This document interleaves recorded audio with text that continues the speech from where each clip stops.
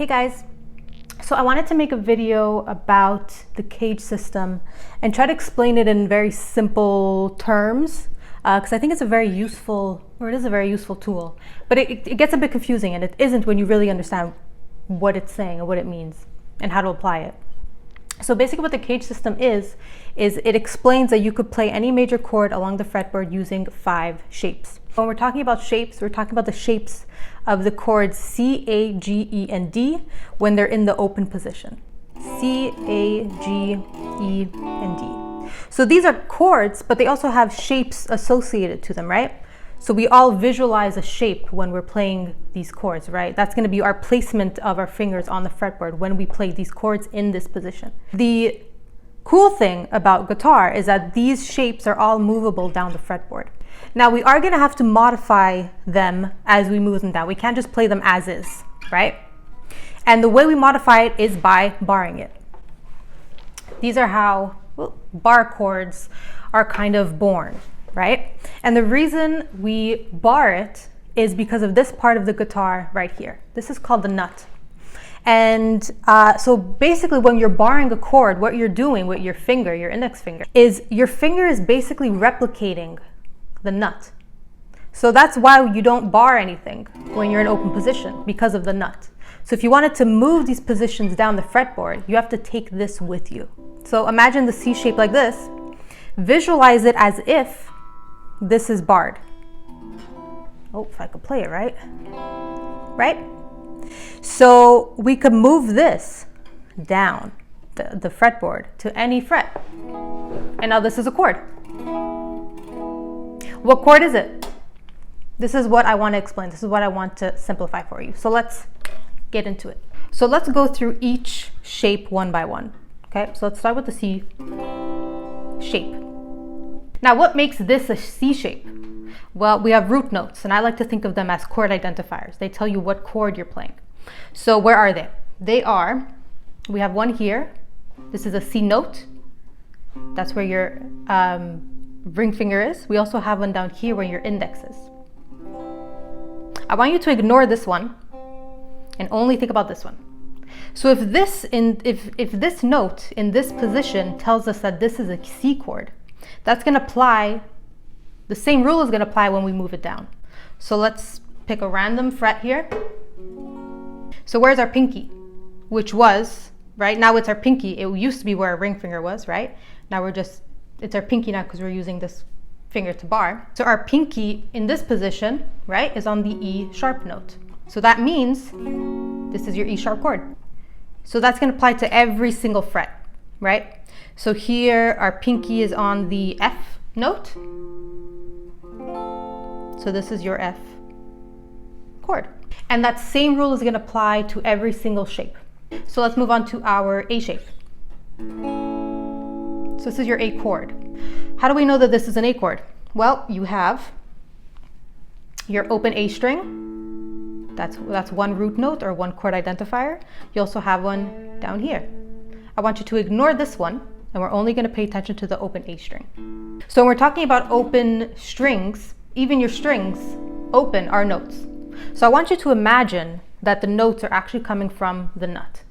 Let's pretend this is an invisible fret, right?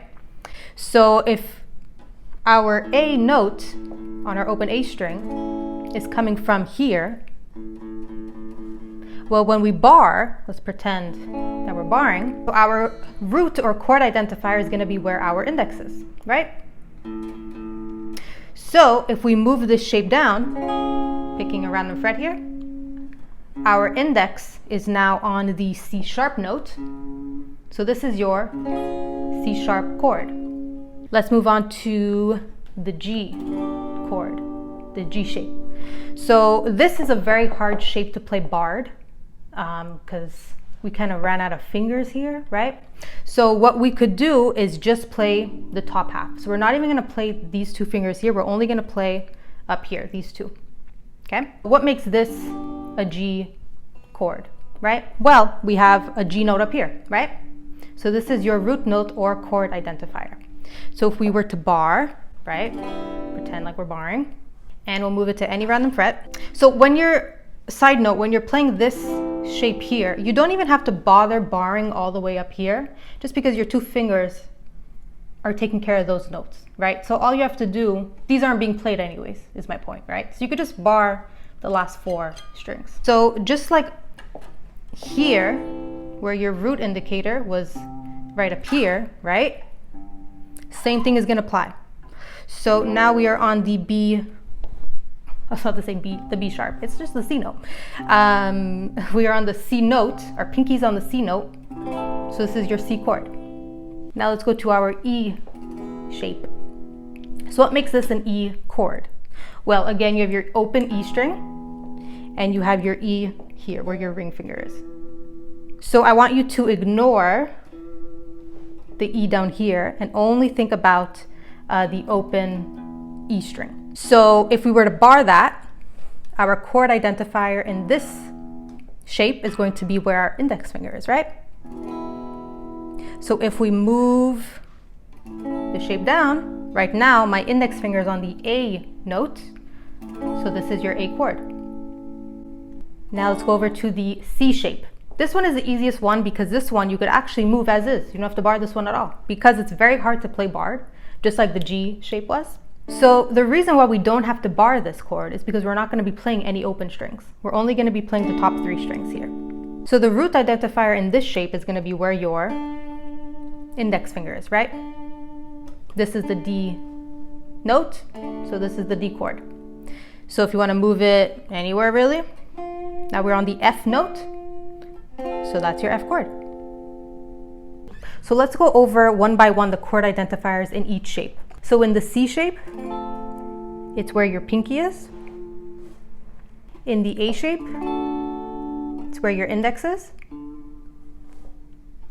In the G shape, it's where your pinky is.